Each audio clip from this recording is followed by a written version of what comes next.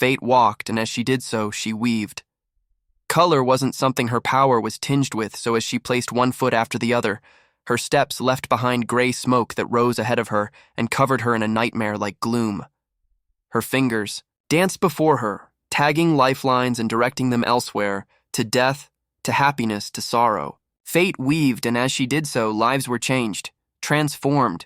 Some were bettered when others were ripped asunder. To anyone observing it would seem like fate was living up to her title, but with the little finger of her left hand that twitched. At intervals of 14 seconds, she searched for her. A woman from the planet Earth, known to many as Sarah, a name shared by many on her planet. Sarah was insignificant as all things were before those who served the Almighty, but Sarah, this small ant, this puny wretched piece of life, had accomplished something that shook the very fabric of the universe. She became self-aware, Fate recalled. The day Sarah became a problem while she walked in her domain, images formed within every molecule of the gray smoke surrounding her, and as her fingers worked, the images representing the lives of all living things changed to fit her designs. She remembered what she'd done to Sarah, killed her son and husband. It wasn't something that would have affected her in any way, whether direct or indirectly. And it had been a quick job, a twitch of the index finger, and a straightening of the thumb, and both her husband and son died in a car accident. Sarah should have just wept and moved on with a scar that itched once in a while. Yet, at their graves, this woman, Sarah, suddenly burst out laughing, her mind shredding upon itself. She laughed and wept, and her mind became a jumble of strands, of thought that held no basis. She went mad. It was something that sometimes happened when one was too aggrieved, but it didn't mean anything to fate, and that was her first mistake. To think little of the madness of grief. For at the graves of her husband and child, Sarah had a thought nobody had ever had in existence. A strand of thought that caught the attention of not fate alone, but also destiny, despair, and desire. The four of them jerked from their domains, weapons in tow, heading to kill she who dared fathom the unfathomable. But when they stepped into the mortal realm, there before the graves, they found nothing. They combed the planet Earth for Sarah, but they could not find her. That's when they went to death. The merchant of sorrow. His place, as usual, stunk of rot. There was a low moan that never seemed to cease, and the being itself sat on a throne made of black glass. "She is not among the dead," he said, and that seemed to perplex them all. Now she resumed her work, her little finger twitching at intervals, ever aware, ever searching. Sarah was somewhere, but where? Behind you. The voice was loud and clear, feminine and raw with grief. Fate felt the itch spread along her little finger, then heightened to pin pricks of pain. Sarah was here, in her domain. Fate dived forward, not looking back. She moved her hands and froze time from behind her. She then separated herself from her body, fragmented and spread herself over every possible timeline, and chose the timeline that was the furthest from any possible future to copy her being there. She collapsed on the floor of her domain in a future where everyone has gone insane and nothing has meaning. The safest place where a mind that can fathom the unfathomable can't exist. Fate rose and turned around. Moving 2 fingers, she touched on the time block she'd frozen as she'd escaped. Sure enough, in that domain, nothing moved. She was safe, and Sarah was trapped. The guile on that woman, coming after her, the very daughter of the Almighty. She turned to weave a fate befitting the wretched woman, then she paused as she felt a crack. It started just as a thin strand of fate that ceased functioning as required. Then the crack grew, expanding to the size of a gorge. The time block collapsed in on itself, and fate hastily motioned for the collapse to encompass all possible realities in the nearest vicinity of the time block. A gaping hole appeared in fixed space-time, but fate didn't care. It took a moment for the collapse of a segment of existence to hit her as a huge gust of wind. Her clothes, Akamian robes, fluttered behind her, and with the wind came a howl, like that of a wolf with the distinct impression of a woman's anguish. Fate clasped her hands to her ears, but it was too late. She'd heard Sarah's voice and comprehended it. There in the reality of pure insanity, Sarah appeared. "It was you," Sarah said, walking towards Fate. You're the one who killed them. Her steps were fire, her body was fire, and the heat scorched Fate's skin. Fate smiled and moved her hand in a sideways swipe, rendering a segment of space to tear right before her, splitting Sarah into two. The deranged woman's fire diminished and her flesh parted, but before the last tissue was slit, Sarah destroyed her physical impression and became the tear itself. She's corrupted my power. Fate was afraid? She couldn't be. She abandoned her strength and stripped herself into the barest impression of a soul, a spirit. And she traveled to a time of barbarism to a warlord within a battlefield. There, with a twist of her fingers, Fate possessed the warlord and at the same time erased her spiritual imprint. Fate walked the battlefield, sword in hand. She parried and thrust at specific intervals, judging by the minuscule motions dictated by time. She would survive this war in the warlord's body. She would rise and build an empire. Then she'd spend centuries being worshipped as a god due to the fact that she doesn't age.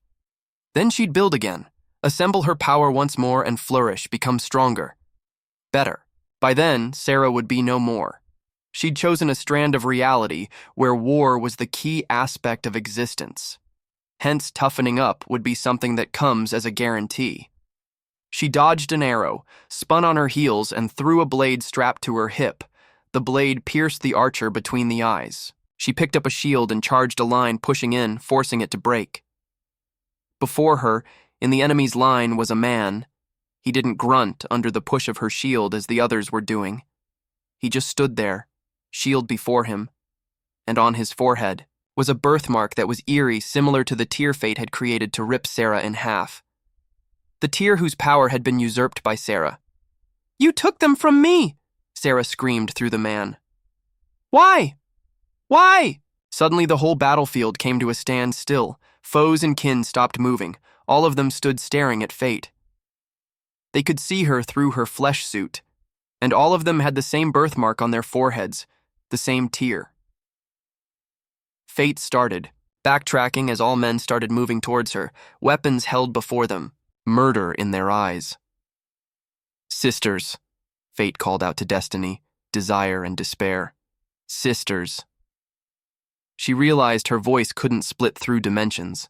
She'd abandoned her power for this gamble, and now it was impossible to reach out to her kin. "Sarah, is it? The thought you had at their graves, the thought that enabled you to disappear." She had to buy herself time. She needed a way out. "What was it?" "I felt yearning," a warrior said from beside her. "To deal the same hand that had been dealt me," a man on a horse said, trotting by. They were enclosing, cutting away paths of escape. "I followed the yearning, and I saw an answer to grief." A swordman an arm's length away said, "Serenity?" Fate whispered. How else could one awaken to such power, a human at that, without achieving some sense of serenity that was beyond the Almighty? "No." A man with a sword came to stand before her. "Vengeance." He thrust at her midriff. Fate let the blade sink through her gut. She gripped a knife strapped to her side and drew a scar upon her forehead in the exact shape and dimension as the birthmark she saw all around her. It was another gamble, but it worked. As the warlord died, her presence spread out across the battlefield. Then what she feared occurred. A new plane of existence was birthed from the collective conscience of those on the battlefield. And it was there where she met Sarah. The woman wielded an axe, formed of the collective essence of grief. Fate tried to split space, but found the plane of existence unyielding to the commands of her hands. "Fu!" Sarah charged and brought down the axe. Fate, who was unfamiliar with conjuring techniques, tried to summon a shield but got a chicken instead. The axe came down and split the chicken before cleaving her wrists. The pain was immense. Sarah raised the axe again, and when it came down, it tore Fate's arms from her body. Sarah went for Fate's head, but she backtracked and the axe embedded itself in her chest, breaking her right collar into two. Fate fell to the ground. Sarah walked over and gripped the hilt of the axe attached to Fate's chest, with a foot on Fate's gut. She pulled the axe free. All Fate could do was lie there, life essence pooling around her, dripping from her mouth, tasting like iron and nectar. She would emerge in Death's domain, sent there by a human. A human. Sarah smiled and brought the axe down on Fate's head, cleaving it into two, teeth and bone parting like a tide before an immovable rock. Enjoy next story. You're my guide? I asked, looking gentleman? Up and down. By the weight of your eyes, child, I can tell you're straight from planet Earth and new to the galactic races. Am I your first, what was the word, alien? He had skin, like crusted rubies of even shades of red, and 3 arms, one extending from his back. He wore a suit, tailored to accommodate the extra arm, and where his skin showed it glittered beneath the lights of the 6 moons of Sicilia. His eyes were violet, but the irises seemed to tremble within the sclera, as if his gaze was shifting, very fast. What's wrong with your eyes? I asked. And no, you're not my first alien. I've met a few. You're just the first under my hire. My eyes? I took some Ventali. You want some? He fished out a transparent sachet with brown powder. To escape my boring day-to-day life on Earth, I went on vacation to Sicilia to hear what all the fuss was about the planet that's never sober, where all drugs are legal to all ages. On my way to meet the guide, I'd come across some alien toddlers giggling while sipping a pink fluid and passing it around. The sight had haunted me, for upon careful inspection, I saw a human amongst them, barely taller than my waist, giggling, tiny teeth flashing and heavy-lidded eyes touched by stretched lips of glee. I eyed the sachet wearily. I've never done any drugs beside weed and alcohol now and then, but I had come to Sicilia to escape that menial, recurrent day-to-day life that marred me with utter boredom back on Earth. I took the sachet, opened it, and poured its contents onto my hand. What do I do with it? The guide's arm jerked and slapped the bottom of the hand holding the powder, slapping the powder onto my face. What the fu— And then the drug hit me. Colors. I saw colors I'd never seen before, shades so distinct in their pigmentation that I felt I could touch the edges and tag at them. I started pinching my arm. Your first time? The guide asked. I looked at him and tried to mouth something, but no words came out. Sound had become color. I could hear shades of pink. Give it some time. It'll fade away. I'll have to carry you. To Club Rithri, though, you did hire me to guide you on your first trip. And with that, the guide lifted me and held me in place on his back with his 3rd arm. And then he broke into a sprint, and on we went, to Club Rithri. I could not tell what I saw. I felt like everything was crafted by a mad artist using much color on too many shades, and they were rubbing all together, and it was frightening and thrilling at the same time. I was dimly aware that I was riding on the guide's back, but other things were lost to me. It felt like we were running through a tunnel whose walls were shades my mind couldn't place, and ahead of us was pure light, unadulterated and powerful, searing the edges of the tunnel. Don't go into the light, I screamed, suddenly very afraid of an end to the tunnel of colors. What? The guide answered. You're tripping. That light you see is the doors to Club Rithri. It's always bright. And indeed it was the doors to the club, large and looming and circular. We stopped there, and suddenly, with one blink, everything filtered itself out and every color snapped back into place, everything aligning once more. I felt suddenly dizzy, and the guide steadied me as he placed me on the ground. Welcome to Club Rithri. Another alien, short with broad shoulders and green pallid skin, said while moving to encompass my field of view. Would you require a guide? My guide punched the green alien in the face with all 3 of his arms. The victim of the severe blows collapsed onto the ground like a sack of grass. He already has a guide, my guide said, and took me with a firm grip on my arm and led me into the club. As we entered the club, I was hit by a symphony, then a cacophony, then the guttural song of some primitive being. Then the music morphed into something that made sense, a consistent beat with vocals undulating and forcing my head into a nod. The music here is wonderful. I spoke, and despite the high-pitched sounds all over the club, my guide could hear me loud and clear. It's tailored to suit you, the guide said. The minute you entered the club, you were put in a sound bubble tailored to fit the type of music you might enjoy listening to. You don't hear the same thing I do? I asked. How could he not? I was becoming witness to a divine form of music so moving, It threatened to destroy the very structure of my taste in music, and to think that I was alone in this suddenly made me sad. Was I still under the effect of Ventali? No, I don't listen to human music. Sounds like a bunch of hens clucking. I listen to Bolivithindi, the sounds made by a man being disemboweled. My guide said. He led me down a hall that had other hallways branching from it. I thought the club would be, well, a club, a bunch of chairs and a dance floor with flashing lights, but instead it was dimly lit and full of walled paths that led to various places. We occasionally made way for other revelers, some of them so inebriated their maws dripped drool. The thing about drugs is that they change the normal working of the body, the guide said as he led me deeper into the bowels of the club. Club Rithri is a place where this simple act of change is heightened and metamorphosized until something near divine comes of this. He led me to a door, and from within it I heard moans.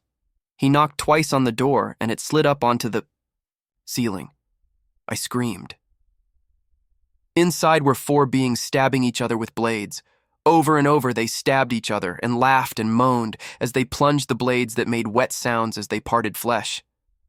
Their blood was of a different hue, some blue and others green. The ground was riddled with their blood, and several onlookers cheered on this madness. I tried to pull away, head back the way we came, but my guide pushed me into the room and the door closed behind us. "What are you doing? Let go of me! Take me out of here!"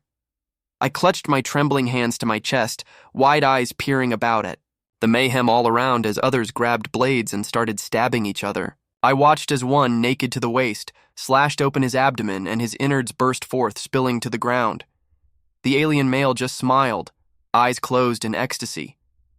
"This room is layered with sensory heighteners and modifiers," the guide said. "The sensory modifiers transform pain to pleasure, and the sensory heighteners increase the sensation." As I watched, the innards spilled on the ground, writhed, then, as if in reverse, went back into the abdomen of the alien before the flesh reknit, and it was as if nothing had happened. Also, the walls are lined with time loopers. Time is reversed from moment of harm, meaning if you injure yourself, you'll feel pleasure for a while before your action is reversed and you're healed. Timidly, I reached down and picked up a blade. I opened my palm and was about to slit a cut when the guide, in a more deft fashion, picked up a blade and chopped my hand off at the wrist. I opened my mouth to scream while looking at the bone jutting from where my hand used to be, but a sensation I couldn't quite describe bloomed within my mind. I felt good. Very good. It was like the nerves on the wound were lit with glee. The guide grabbed the stub where my hand used to be and squeezed. I quivered, watching the blood drip down to my elbow. The ecstasy was so immense I found myself kneeling on the ground. I wanted more. I wanted to rip my eyes free of their sockets, cut my toes off one by one, and eviscerate myself. Suddenly, the lifeless hand on the ground rose and reattached itself to the stub, and it was as if it had never been severed. I flexed my fingers before me in awe. I was about to take the blade and cut it off again when the guide stopped me. "You've experienced it, that's enough. Any more and it'll be catastrophic. Not to forget how expensive this room is. Every wound is charged on your person, and when you leave the club, you'll be billed." "Aren't you going to try?" I asked, mine still reeling from the pleasure high. The guide shook his head in a weird bob that I took to mean the negative. "No, I know a Cyclops who got hooked up with this room. He woke up one morning and gorged his eye out thinking he was still in the room. He only had that one eye." He took a hold of me and led me out of the room. "And another thing." He pinched my arm and I screamed. It felt like someone was driving needles all over my arm. "Once you leave the room, your nerve receptors become jumbled up. Know a guy who stabbed his toe while fresh from the room, and he ended up dying from the pain." "Let's go to the next room then," I said while rubbing up and down my arm. Slowly the pain started to recede. I expected the guide to lead me through narrow passageways as he'd done before. Instead, after a few short steps, he knocked on what I thought at first to be a wall which quickly receded into the roof to reveal a room where 3 aliens with waving tentacles and bulbous noses sat in languished grace upon thick padded chairs, full of fluffy pillows. The guide sat us down on one of the chairs and motioned with a hand. An attendant emerged from the shadows carrying 2 glasses holding a clear liquid. The attendant, who was tall and avian in build, reminding me of a hawk, pattered away on clawed feet after placing the glasses in our hands. "What is this?" I asked, eyeing the glass suspiciously. In answer, the guide downed the drink in one go and leaned back in the chair. With a sigh, his face, ruddy and lined, broke into a smile that gave him a cheerful air, one I did not know he could master. "It's goddess milk," he answered. "What does that mean?" "Drink it." "But, drink it." I tossed the drink down my gullet, expecting to be hit with a bitter taste only to have the opposite. It felt like I'd taken a mouthful of nectar, irrevocably sweet. Then I felt it, soft like snowfall, spreading all over my body. An ease with existence, as if all my life I've been seeing things through tunnel vision, and suddenly I'm made aware of the grander scheme of things. My mouth parted with awe. Suddenly, that very boring life I sought to escape from on Earth held with it a new perspective. It wasn't boring, it was simply just life. Honest and small, and will one day be blotted out of the face of the universe. But for this instant, it exists, and that's a cry into the void in a sense. Humans are primitive, but your art evokes compassion, something very few races could manage to achieve, the guide said. "Our lives have meaning," I said. "The goddess milk is getting to you, the guide asked with a chuckle. I think, I stuttered. "I think I want to become a priest, do good, you know. There was this priest back on Earth. When the 7-year famine hit, he gave food to those who didn't have any. Drove him broke. I bought his land and grew grass." "Grass?" "Yeah. When Earth joined the Galactic Federation, I knew there must be alien species who were strictly herbivorous. I had a small plot of land where I grew grass and sold it. Ended up making quite the fortune from it. Bought more land and grew more grass. That's what brought about the 7-year famine. Everybody was just growing grass. There wasn't any food to eat." "The priest, you bought his land?" "Yeah, and sold grass instead of the corn he used to tend to." I turned to face the guide fully. "Am I a horrible person? I feel like I am." "You're simply human." "I feel like that's an insult coming from an alien," I said. "But I forgive you. I feel so at peace. I never want to leave here." "It will wear off in a few moments," the guide answered. "Plus it is my duty to inform you that the money you hired me with has been spent." "Already? But we've only been to 2 rooms. I charged you for the Ventali." "Damn, in a way you're human too." I said then immediately felt like I'd said the wrong thing. Like I'd insulted the sentient creature who'd been my guide for the better part of the past hour by likening him to a human. Humans are flawed, so very flawed, and I thought the guide would take offense at this. Instead, he laughed, and it was such an odd laugh, screeching and loud. I found myself laughing too, and suddenly I couldn't stop laughing. And the other aliens on the other chair started laughing too, waving their tentacles about frantically. The room just became a place of laughter, and I found myself wishing I'd stay on planet Cecilia, where all drugs are legal. Another story you can enjoy also. A few years back, a young man named Jack was involved in an accident involving a trailer carrying radioactive toxic matter and another trailer carrying the same thing. The trailers were on their way to dump the toxic waste where it would cause harm indirectly when an accident occurred. Jack, just an innocent young man then, was privy to the accident and ended up washed in toxic radioactive matter. To make matters worse, it started raining and the radioactive matter mixed with water coated his entire body, entering every orifice, and a new hero was born. They call him dark matter. He was once white, but the chemicals made his skin black. He looked odd, having all the features of a Caucasian save the color of his skin. Jack's hair that was brown also became black, even his teeth and eyes. Children would point at him and call him an evil spirit, but Jack didn't let that weigh him down. With a deft skill at sewing, he designed and created his superhero costume, which was pitch black like himself. A bank robbery was underway one fateful day. The police were at an impasse with the bank robbers who held hostages against their will. Police cars were parked outside the bank with officers using them as cover for the bank robbers occasionally opened fire. Detective DiMartino held a voice amplifier in his hand and was about to ask the robbers what they wanted when dark matter, appearing as a black thing from head to toe, stepped close to Detective DiMartino and lowered the voice amplifier. "I got it from here, Detective," Dark Matter said. "Who the fuck are you?" "Can't you tell who I am?" Dark Matter asked. "I'm your salvation." And with that, the hero ran towards the bank where the robbers, brows raised with bewilderment, let loose a cascade of bullets that tore into Dark Matter, shredding him to pieces. He lay on the sidewalk, wailing and screaming as Dark Matter, which was actually his tissue and blood, pooled around him. Jack did not aid the police that day, but he proved one thing about himself: he cannot die. Sure, the robbers got away using the distraction of a screaming Jack to escape with the money, but Jack survived, and that was a win for him. He spent exactly half a day in the hospital, his body regenerated quickly. The nurse came to check up on him and found him squatting upon the window pane, feet held apart for purchase. "Where are you going?" the nurse asked, puzzled. "Home," Jack answered. "I'm fully healed." "You're on the 7th floor of the building," the nurse replied. "I know." Jack, Dark Matter himself, answered, then jumped free of the window and tumbled down to the ground, where he met with the pavement and shattered both his legs and hips in the fall.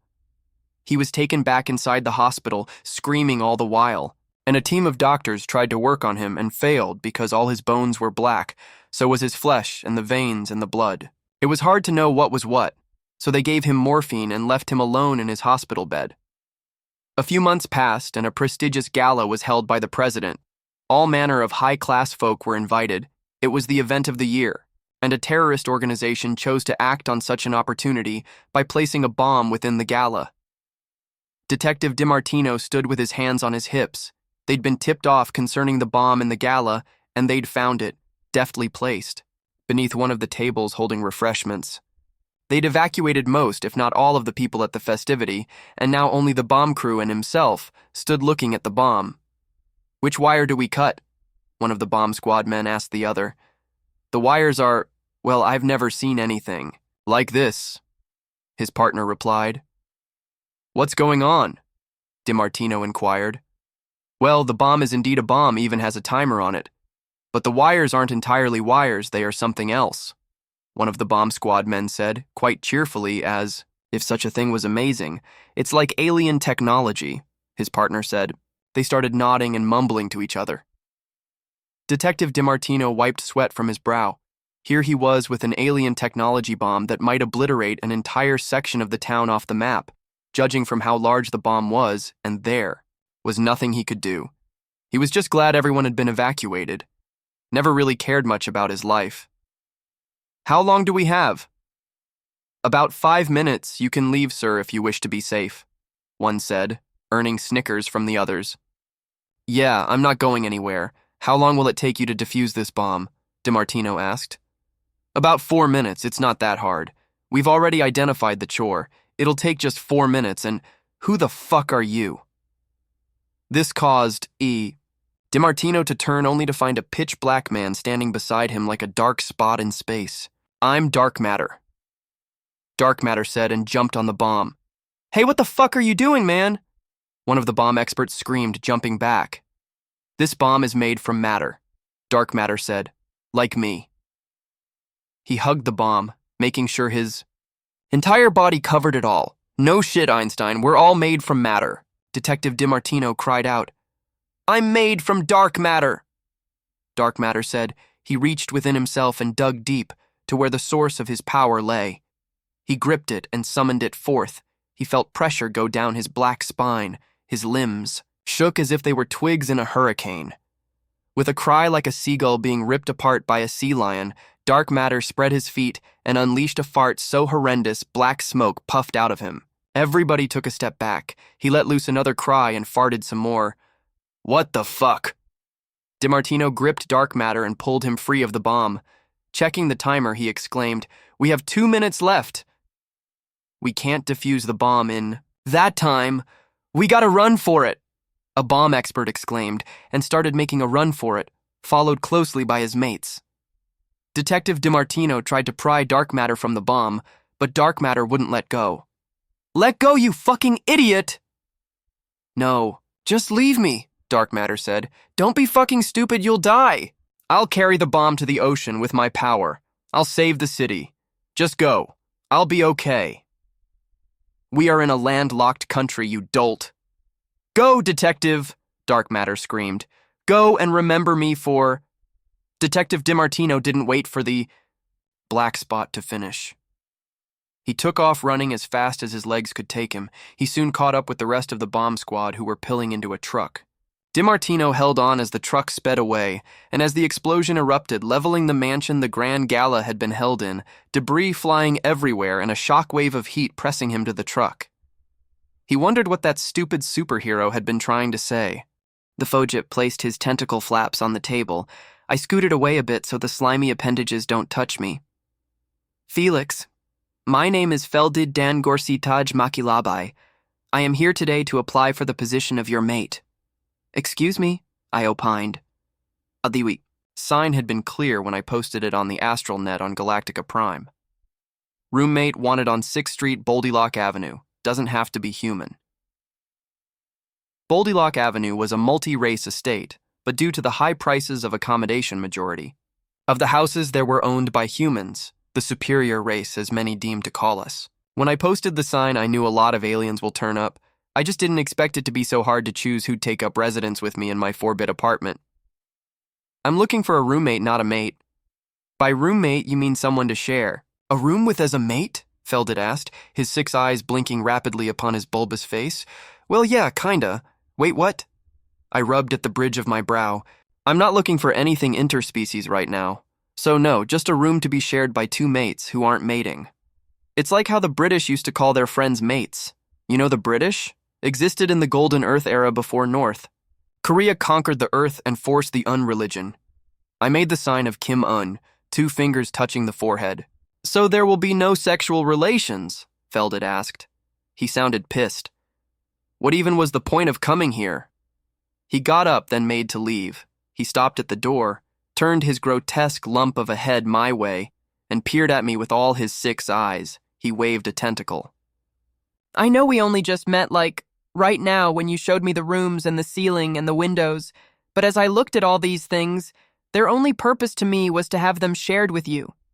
You can't say you didn't feel a spark when...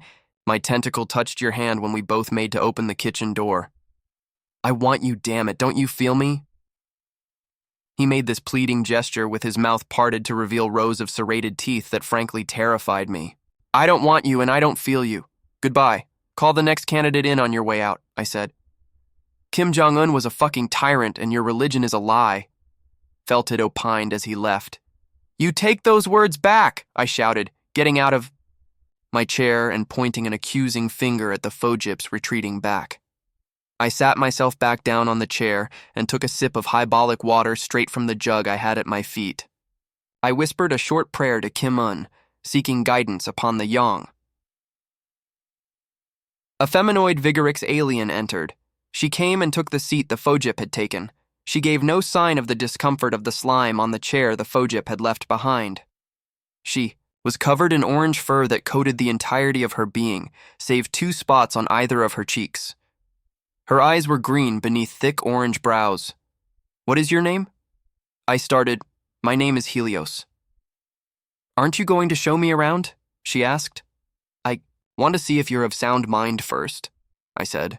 I've started seeing a pattern with the candidates. There's this communication barrier that isn't entirely confounded on language alone. We simply don't understand each other. I want to see if we can get an understanding of each other before I show you around. For starters, do you have anything that you might consider off-putting for a roommate? She stared at me for a while, her irises doing this thing where they enlarge to fill in the whites. I have fleas, she said. I leaned back in my chair. Fleas? Yes, will that be a problem? Well, do the fleas attack humans? I don't think fleas care who they attack. Are they alien fleas? No, I'm quite familiar with them. I sighed. The fleas can't be controlled in any way? Well, if you manage to have a conversation with them, you might be the first to actually control them, Helios said. I rubbed at my brow.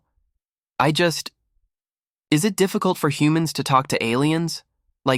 Is there something actively laying sarcasm, as the foundation of all my interactions, or is this just plain ignorance masquerading as sarcasm? You're not my type, she answered. What? I know when someone is coming on to me, human. You're not my type. I'm not coming on to you. You look like my hairy uncle for un's sake. I can't. Helios got out of her chair and slapped me hard across the face. She had hair even on her palms, and the slap came out more of like a soft pat on the face thanks to the follicle cushioning.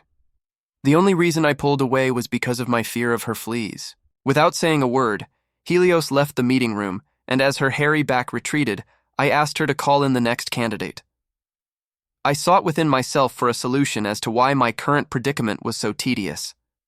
Why was it so hard to get a roommate? Did I make a mistake in stating that aliens were welcome too? Why did I even do such a thing? In my youth, I'd always found aliens to be fascinating. Was this fascination the chore anchor of my current strife?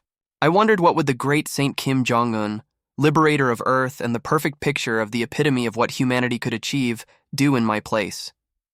Up next, an alien whose skin was the color of ivory made his way to the seat opposite me. His eyes were completely white, and his hair was white too. He looked like a cloud in the shape of a man. I hoped he would be different from the other candidates. Hello, please share your name and a little about yourself, I said while interlacing, my fingers before me. Hey, how are you doing? The alien started. My name is Bleak. What's yours? My name is Felix, I said. I started feeling really good about Bleak. I could tell we were hitting it off from the word go. Can you tell me a little about yourself? Sure, Bleak said. Have you watched Fight Club? The movie with Brad Pitt? Yeah, I have. It was before the North Korean era of supremacy, but I recall it. Good film, I said. Yeah, so you see how the film is about fighting? Bleak asked. Yeah, I know that. Though you might argue that the film touches deeper on the element of identity crisis, I said. Well, I was just a Kiliotis, that's the name of an infant on planet Kelis where I'm from, when I watched the movie Fight Club and decided I'm going to make that movie my whole life. Oh. Yeah, I beat people up for absolutely no reason at all. I beat my previous landlord, beat my father, beat my mother, I beat my siblings. On the way here, I got beat up by 3 guys, but it's because I started beating on them first. I beat everything, including myself. Oh. Yeah, I masturbate a lot. It's the only way I can let off some steam if there's no one else to fight. He smiled at me, and the unease I felt heightened. I tried to water things down with some light banter. You know, in the movie Fight Club, the first rule is you shouldn't talk about Fight Club. It's the first rule, yet here we are, talking about it. I gave a nervous chuckle at this conclusion. So who died and made you the master of what I'm to talk about? Bleak asked. No, I'm just saying in the film it's a known rule that you shouldn't. Talk about Fight Club. I swear if one more word comes out of your stupid mouth, we're throwing fists. Bleak said. His words had an air of finality to them. I didn't say a word, and neither did Bleak. He was waiting for me to speak so he could pounce on me. I could tell from how tight he'd curled his fists on top of the table. So I stayed silent, and he stayed silent, and we ended up just staring at each other. An hour passed with us still sitting there, staring at each other, and I made a mental note to never look for an alien roommate again. Thanks for diving into this story with me. Don't miss out on the next one. Hit that subscribe button, give this video a big thumbs up, and drop a comment below with your thoughts. I'd love to hear what you think.